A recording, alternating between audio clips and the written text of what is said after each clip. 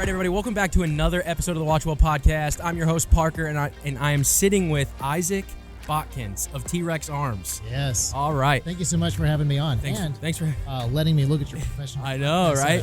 I thought like if we had you should see what we have, which is it's just we set them on the table. Yeah, but you've got an armory. We do set them on a table in an armory. You have an armory. So I think you beat me. I think you got me beat. It helps. Yeah, but this is great. It's fantastic. You would be proud of me though, because in my previous studio, we're redoing it because we want to do more of the movie stuff. But in my previous studio, so I've been a big fan of your guys' channel, but I've also been a big fan of Warrior Poet Society for a really long time. Yeah, John's doing a great job. John is awesome. And I've got the Warrior Poet pistol, the CR920, on my wall in the old studio, right below AR-15. So it's good representing the Trex Arms guys and Warrior Poets well, right? Yeah, absolutely. Go ahead and tell everybody about Trex Arms. If you wouldn't mind recapping a little bit about what you spoke on, that'd be great. So Trex Arms is we have a bunch of mottos. One motto is equipping serious citizens. We are a manufacturing company. We make holsters and we design other types of load-bearing equipment and tactical equipment. Then we also retail stuff, so weapon lights, everything up to body armor, night vision, medical. And then we also produce a lot of educational content. So some of it is related to our products and why they are the way they are.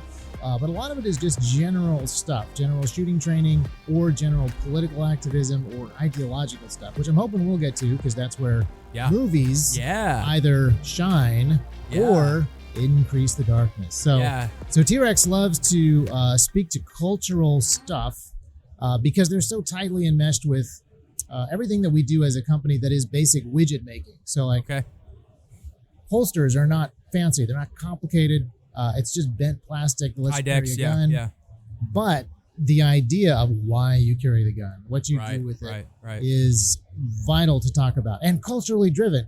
Films and video games and other cultural artifacts have been massive for changing the way that people think about carrying firearms and using firearms, etc. So and you guys, your YouTube channel is like top notch, man. I love it. Some of my favorite videos, if you guys, those of you out there watching, some of my favorite videos on your channel is when your brother does the like, it's kind of like the 3-gun stuff, but they do the Call of Duty version of it where they have the graphics. It's so fun to watch. Yeah, it's so engaging. Real life Call of Duty. Yeah, it's awesome. So Lucas he started making the holsters in the toaster oven, and now it's grown to where it is now. But he's a phenomenal shooter, and so when he's out at the range, demonstrating drills, running drills, working with other people, it's kind of a joy to watch. Yes, the production team, the video guys, and the media team do a phenomenal job, but they also have something really cool to actually to show. That's awesome. When I sit down and I talk about radios, it's just a person talking about radio. Yeah. And it's very overwhelming with, the different types of radios and the waves. And how would somebody just one step better? What would be your recommendation just to get in and start? Hey guys, real quick, I wanted to update you on something. So we've got our new merch site up and running. Finally, it's been a labor of love. We've got designs back there for hats, hoodies, t-shirts, all kinds of stuff. We've got a blanket back there so that you can grab the person you most enjoy watching films with. You can cuddle up under the Watch Well blanket. You can watch well together with some popcorn. Head on over to vindicatedproductions.com. Check out the new Watch Well site.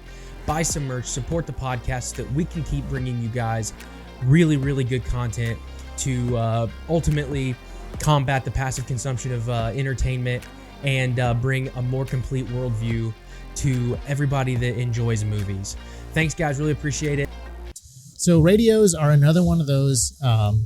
It seems like it's a purely technological conversation, but there's a cultural element to it. Do you want to be utterly reliant on AT&T for your communication? Absolutely not. You want to have some kind of decentralized communication for emergencies or just to keep your skills up in the case of emergencies. So I would say you start at the very beginning. The Walmart blister pack radios are terrible, but you start to learn a little bit about what good communication etiquette might be. Okay. And then the next step after that is a radio that you can program with your computer, something that's going to be FRS or GMRS radios that connect to a computer. You can learn a little bit about the frequencies that way. At some point, you either need a GMRS license or a ham license, and then the real overwhelming Yeah. knowledge dumps begin Right. once you dive into that Yeah. area. So wherever you're at, there's an infinite another ocean of experimental radio stuff that you could get lost in. But the very next step is usually a pretty simple thing where I need to figure out how to talk farther, or I need to figure out how to talk while running push to talk on my chest rig or on my rifle, or I'm integrating it with a vehicle because I'm doing overlanding. Right. There's always those kind of components that you can add to your existing radio setup. Yeah, so the whole idea is for it to work as a system so that you can Right, integrate yeah. everything, right? And sometimes it's really boring stuff like the radio is cool and rigging it up to your chest rig is awesome, but how's your power management? Do you have solar panels Yeah. to charge batteries, and are they any good? Do Yeah. you know that your batteries work in the winter? Stuff like that. Yeah. Stuff like that. It's like all those guys that put on the chest rig or whatever, and then they set out for this great adventure and never think about water. Water matters. Water kind of matters. Yeah. Cool. Other values that I've actually found that you guys offer really well are the targets on your website that you offer. I would probably say exclusively use the targets that you can just print off on the website that you guys offer. They're awesome for sighting in rifles, sighting in red dots.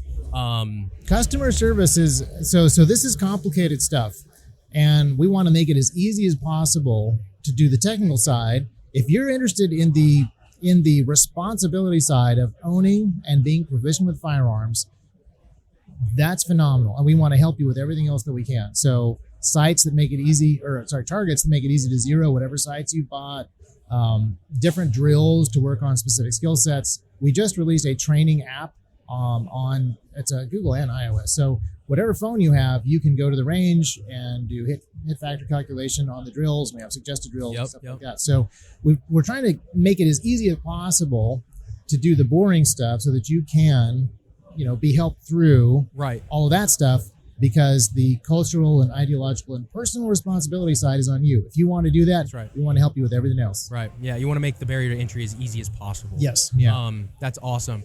Okay, so shifting gears a little bit here, I have some questions for you. And don't worry, they're rapid fire. Excellent. But they're easy. Okay. Are you an action movie guy or a drama movie guy? Action. Action, unless you're with your wife, right? Maybe? This is weird. So I used to be a filmmaker. Oh, really? So I had no idea. I have bizarre, deep, weird. I love action movies because stunts and visual effects are amazing. However, I appreciate the craft. Yeah. Screenwriting. Yeah. And oftentimes dramas have that. And the storytelling. Often dramas don't have that, and I wish we were watching an action movie where there was good stunt work. So yeah. Right. Are you a superhero or a historical epic guy? Well, okay, so superhero movies before Marvel, 1990, before 2000. Okay. Historical movies generally. Yeah. Okay, fair enough. Do you want to go to the theater or do you want to stream it at home? Okay, so my wife and I have 5 kids. We don't go to theaters You're going anymore. to stream it home. That's right. Popcorn or candy? Popcorn. Old Testament stories or New Testament parables? Both. You gotta say both. Yeah, everybody says both. Soundtrack or visuals? To make movies out of? Yeah, that's a good one. That's a good one. Old Testament's more cinematic. Yeah, for sure. I think, yeah. For sure. Soundtrack or visuals? Oh, sound is half a picture, but soundtrack matters a lot. Soundtrack, yeah. And then what movie character most represents you and why? That one's a little bit more difficult. Well, I would like to say The Rocketeer, speaking of pre-2000 comic book films. That is a really difficult question. I don't know. It is. I can tell you about people that I aspire to be, but that is not what you asked at all. That's not. But No. I'd be okay with that answer because I'd like to be John Krasinski in Secret Soldiers of Benghazi. I'm far off from that. Yeah. But I love that movie. There are a number of characters that I resonate with different parts of them. So I am not a huge fan of the Lord of the Rings movies because I am a huge fan of the Lord of the Rings books. Yeah. Faramir in the movies got done dirty, but Faramir in the books is kind of me. Okay. That's I'm into that. It's complicated, but yeah, that's. Well, maybe you can come on the short podcast answer. sometime. We can talk about it more. I'm not actually like a serious Tolkien head, but I'm enough of a Lord of the Rings reader and appreciator to point out the heresies in the film. Well, and I have a weird relationship with those movies because I love those movies in one sense. I lived in New Zealand at the time. All my friends worked on those movies. I was in the studio for a bunch of that stuff. Like when I watch those movies, I see an awesome thing that friends of mine made, and it's great, but it's not the book. Right. So I love those movies. Sola, Lord of the Rings books. But I completely agree with all of my Tolkien-loving friends who are like, the movies are terrible adaptations of books. They are, but they're also good movies that friends of mine made. I can't watch those movies and connect them to the books as much as I can watch those movies and connect them to places that I've lived, people that I've worked with, people on screen that I have met and talked to, and I was there for that thing. So yeah, that's awesome.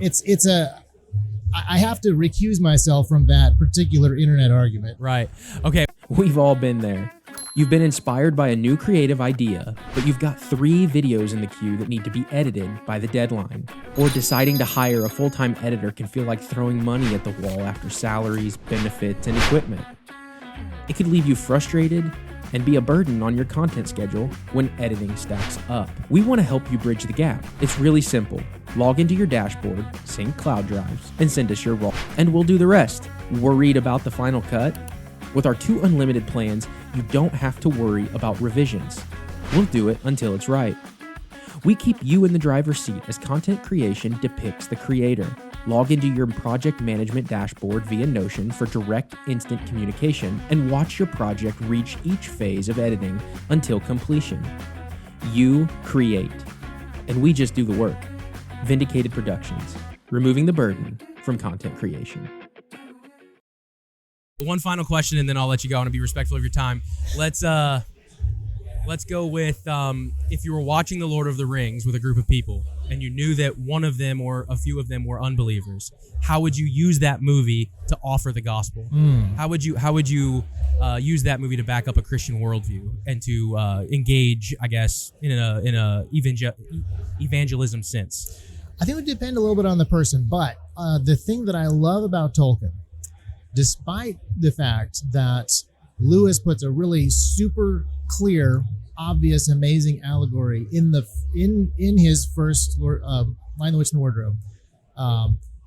What Tolkien does is Tolkien provides more of a faith for all of life, holistic Christian theology throughout. Okay. And so in some ways, I think that depending on the person, there's probably something to pull out for that specific person in That's a good point. Because there are elements of self-sacrifice. The amazing thing about Tolkien that I love is in Lion, the Witch, and the Wardrobe, it's obvious who the Christ figure is. In Tolkien is more complicated. Every one of the good guys is Christ-like, the way that Christians should be Christ-like. Yeah. Now they fail because they're also humans. They're not a direct picture of Christ, but they are people who are following Christ the way that we should. So every one of them has an element of self-sacrifice or nobility or servant leadership. Yeah, burden to bear. Servant. So these are all things that I would pull out, maybe specific to the person watching, but there are fascinating lessons there, and it gets deep because there are people in the situation living in peace. There are people living in sort of turmoil. There are people in deep peril. There are all kinds of situations portrayed. And since we're at the Fight, Laugh, Feast conference, you see fighting, laughing, and feasting throughout. Yeah. People who are on crazy missions still enjoy the company of one another, the fellowship with one another. Like all aspects of life are largely presented. Now, people like to point out that there's almost no women in the book, but they are there. That aspect of life is, in fact, there.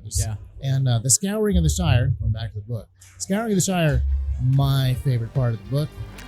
Also completely not in the movies. Not in the movies.